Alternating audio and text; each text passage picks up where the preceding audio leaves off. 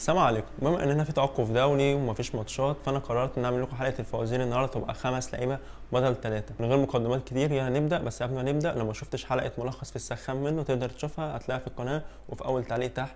ونخش على اول لاعب معانا، وهو انا كسبت الدوري المصري، السوبر المصري، الكاس المصري، دوري ابطال افريقيا، وكاس الكونفدراليه، والسوبر الافريقي. لعبت مع ادجار ديفيز، كويت، جاريث بيل، فرجاني ساسي، واحمد السيد زيزو. والكلو الثالث، انا كسبت افريقيا مع منتخب مصر. واخر كلو معانا، انا كابتن منتخب مصر وكابتن النادي الاهلي، وانا حاليا في مجلس اداره النادي الاهلي. انا مش هقول لك هو مين، لو انت عرفته قول لي في الكومنتات.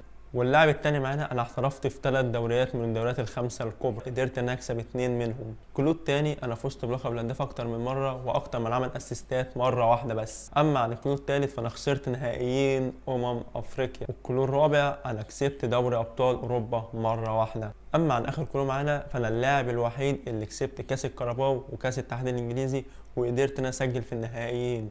انا عارف دماغك راحت لمين، مش هو اللي في دماغك، ولو عرفت هو مين قول لي في الكومنتات. واللاعب الثالث معانا، انا لعبت في الدوري الالماني والاسباني والايطالي. اما عن الكلو الثاني، فانا اشتغلت كمشاهد للمدرب في منتخب بلدي. اما عن الكلو الثالث، فانا بطل الدوري الالماني مرتين والدوري الايطالي 3 مرات. اما عن الكلو الرابع، فانا بطل دوري ابطال اوروبا مره واحده، وانا اللي سجلت هدف فوز فريقي، ووصيف دوري ابطال اوروبا مره واحده برضه. اما عن اخر كلو، فانا ثاني الهدافين لمنتخب بلدي، ولعبت معاهم نهائي كاس العالم، وقدرت ان اسجل لهم هدف وسجلت فيهم هدف.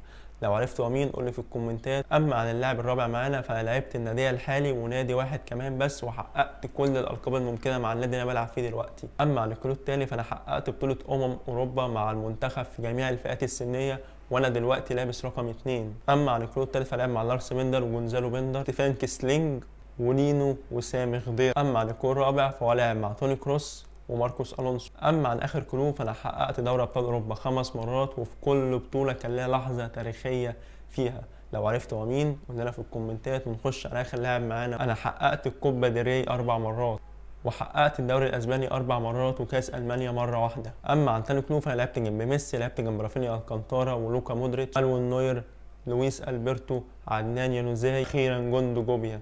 اما عن تالت كلو، فانا مثلت منتخب سويسرا تحت 21 سنه، بس قررت ان العب لمنتخب تاني. اما عن رابع كلو معانا، فانا سجلت في نهائي دوري ابطال اوروبا، وخدت راجل المباراه في نهائي اليوروبا ليج. اما عن اخر كلو معانا، فانا كسبت دوري ابطال اوروبا مره واحده، وكسبت اليوروبا ليج مرتين، ولعبت نهائي كاس العالم مع منتخب بلدي. لو عرفتوا هو مين قولوا لنا في الكومنتات. دي كانت نهايه حلقتنا، ورب تعجبكم. ولو عجبتك الحلقه ما تنساش تعمل لايك وشير وسبسكرايب وفولو عشان تستنى كل جديد. والسلام عليكم.